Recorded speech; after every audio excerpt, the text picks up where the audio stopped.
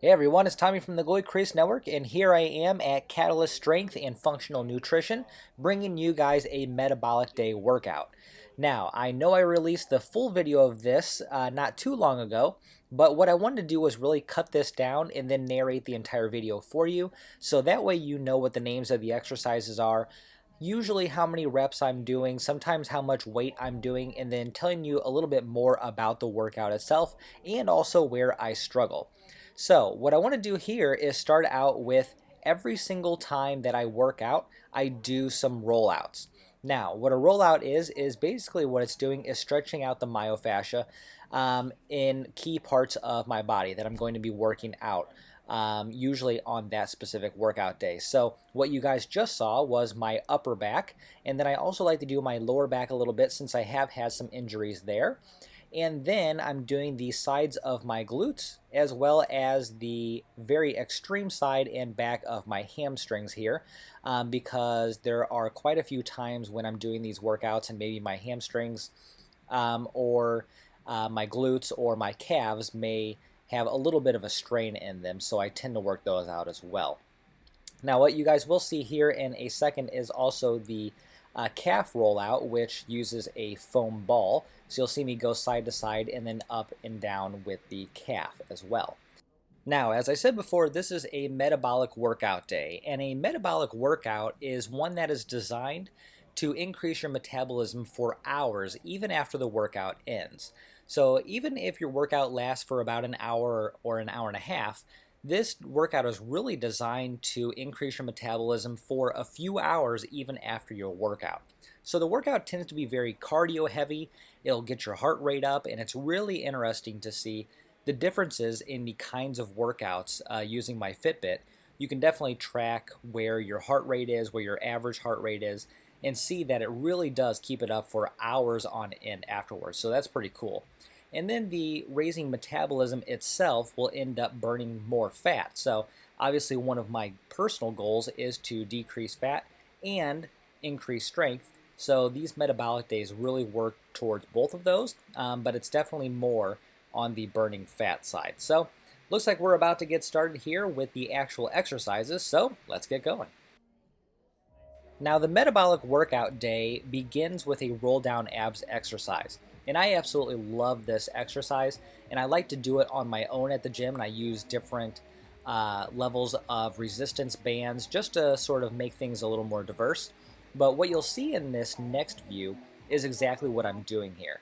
So as I pull down with my hand, you can see that the opposite leg is driving down through the heel, and so you can see the calf flex as I drive that leg down through the heel. So what you're really doing here is I should probably be leaning back a little bit more, and that way it actually does work on my abs a bit more, but it also involves your calves and it involves your glutes at the same time. So I love to start off my workout with this because it's non-intensive, but it gets you ready to go. Now reaching leg lifts really won't look that difficult here in a second. However, they really are, and one of the reasons they are more difficult is because you have to remember to do a lot of things at the same time. So you're breathing, you're trying not to put your butt up too high, and right here it is actually too high, and I'm also not shifting my weight and driving all of my weight through the heel of my hand. So Justin, one of the trainers, you can see him come over, and he's showing me exactly what I'm doing wrong. So I'm not shifting my weight over, I wasn't driving my weight through that left hand that is on that half block, and then my butt was a little bit too high, so I wasn't doing this correctly. Now that he has set me up straight, now I'm doing it correctly, and then we'll see from the other view that I'm doing it correctly from this side. So now I'm going to do it pretty much correctly from the start. Maybe my leg is a little bit too high in this case, so my glute isn't really flexed the way it's supposed to be, but nonetheless, at least now I'm shifting my weight over to the appropriate side. Now we move on to the dynamic warm-up, which I really like, and these are called eagle touches or eagle wings, and this really shows how much progress I've made because previously these hurt when I started the program, or I'd hear a lot of popping. And through all of the exercises that I've done through Catalyst, this has really worked and I don't feel any pain here whatsoever. So these work out really well to get started with each exercise.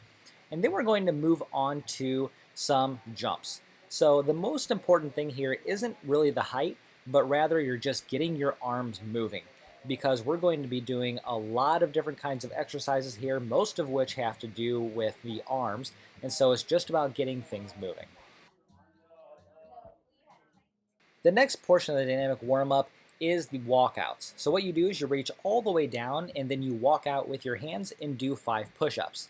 This has worked immensely in allowing me to do more push-ups, because when I started I was only able to do 1 or 2, and here I'll do 5, and now I can do up to about 20.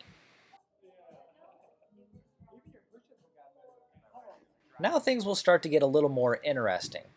Now this is called the ski erg, and it is very similar to a rowing machine, but obviously you're standing upright. So there's not as much of a leg action as your typical rower, but nonetheless you are still using your legs in this, and it is very important to use them correctly.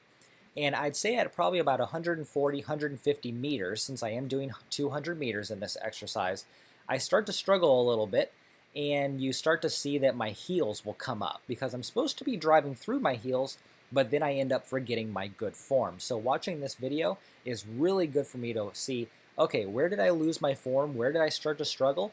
And then how can I overcome that next workout? The next exercise in this circuit is called the slam ball.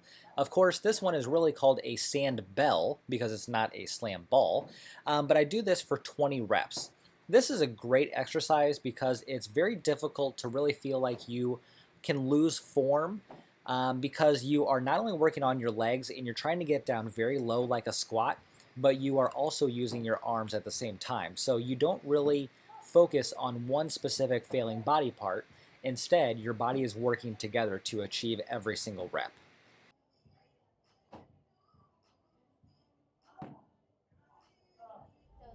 Now, if you didn't feel like you were really struggling with the 20 slam balls, you may feel like you're struggling after 20 kettlebell squats.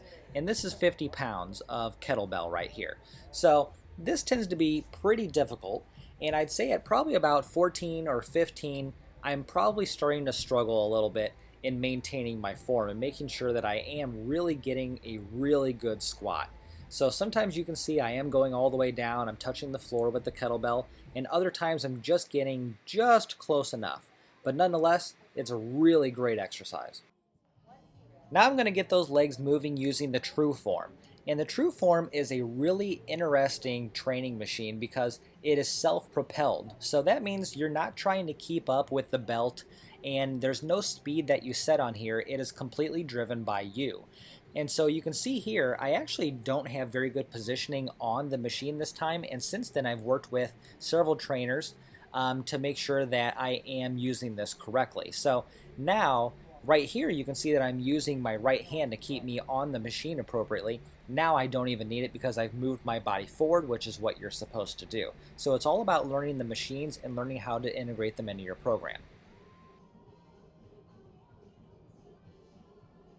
Immediately after going about 0.1 miles or 0.15 miles on the true form, you go straight into Renegade Rows.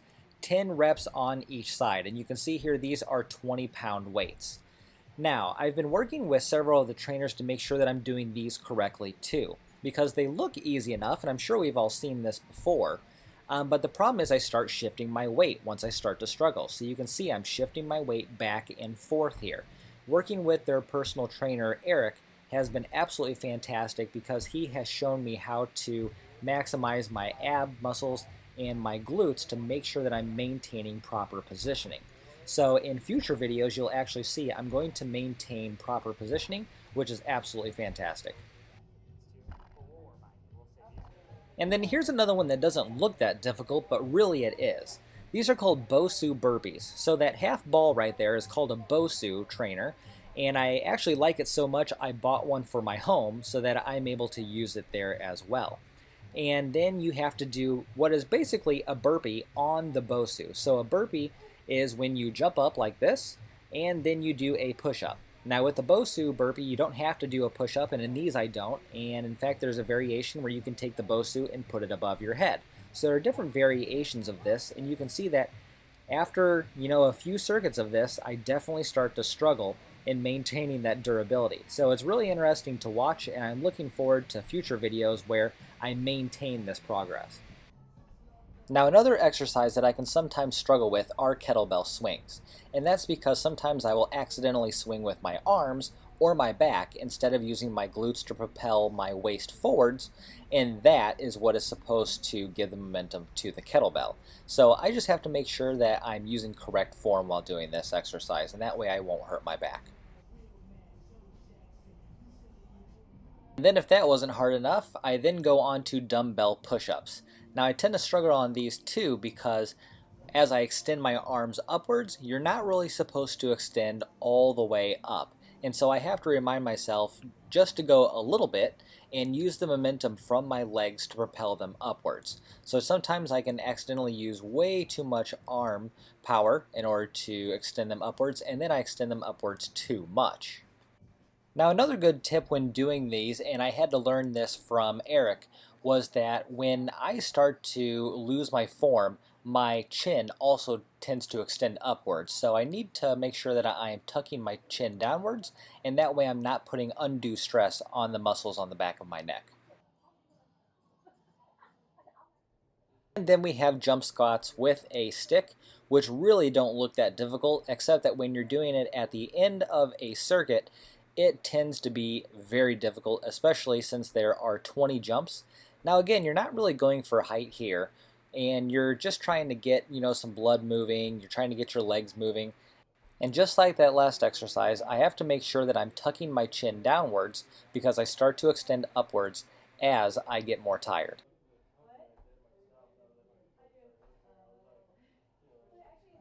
Now, since you're all hockey players and especially goalies, I'm sure you guys are excited about seeing this slide board here because this is the first exercise where we really go, okay, here is hockey. The rest of them are awesome and they're great fundamentals and they're building strength, they're building conditioning, and then here we go, here's one that looks like hockey that we all know and love. Now, the funny thing here is you have to go back and forth 20 times, and watching the video, for some reason, I'm keeping my left hand up as if it's a catch glove or a blocker or something. I'm not sure exactly what's going on here.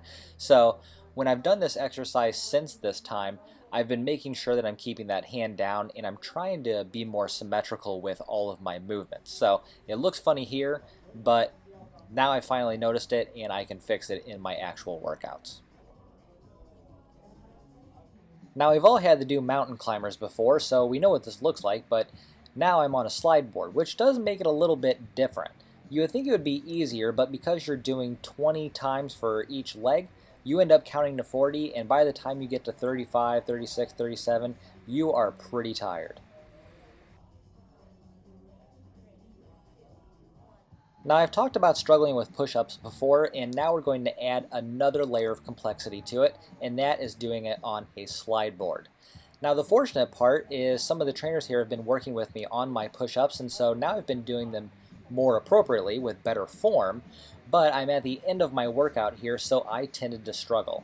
So I got 5, and then I had to break it up, do a little bit of a rest, do another 5, a little bit more of a rest, and I think I ended up with 4, and I'm not sure I actually completed it this time. But now I'm actually able to do 20, 30 push-ups in a row, and then over the course of a workout, I might be able to do 50 or 60. So I struggled this time, but it's something I've been working on. And then it's extremely important to stretch after each of our workouts. And I'm not going to show my entire stretching routine because that would take forever, but it is extremely important that you stretch after your workout. Especially as hockey players and definitely as goalies, there is a lot of flexibility that goes into playing the goaltending position. And after a very strenuous workout like this, and especially if it has to do with cardio, you want to make sure that you are stretching afterwards, that you're not going to rip any muscles or you're going to tear anything, or even a little stretching after your workout can really relieve a lot of that stress that you're going to feel the next day.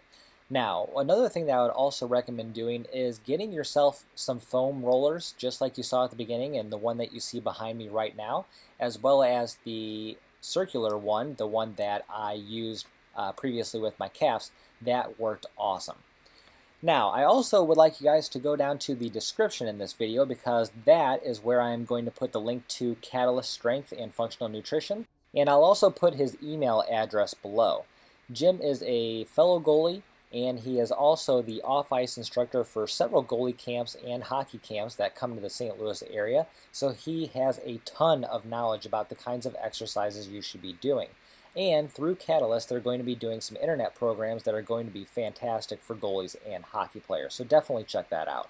So definitely like, comment, and subscribe. Let me know how I did. Let me know how you're doing. I would love to know how all of you guys are going to use these videos in your own off-ice workouts and how that results in better performance in your games.